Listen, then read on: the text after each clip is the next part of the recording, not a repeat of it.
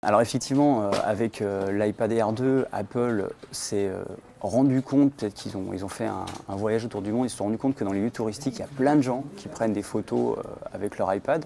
Donc ils ont pris en connaissance, enfin ils ont pris conscience de ce phénomène, et ils ont mis à peu près le même équipement que pour les iPhone 6 dans leur iPad Air 2, c'est-à-dire qu'on retrouve le même capteur 8 mégapixels contre 5 mégapixels avant.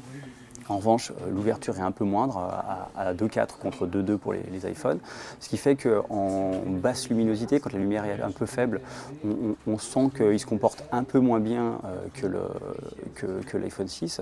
En revanche, il y a un vrai progrès par rapport à la génération précédente. Alors évidemment, ce ne sera pas des photos aussi bonnes qu'avec un réflexe. Il y aura toujours un petit peu de bruit numérique ou de flou quand on arrivera avec une faible luminosité, malgré la stabilisation numérique des photos. En revanche, là où il y a des progrès, notamment grâce à la puce plus puissante, c'est qu'il y a plus de fonctions de photographiques. Notamment, maintenant il y a un burst mode, un mode rafale, où on peut prendre 10 photos par seconde.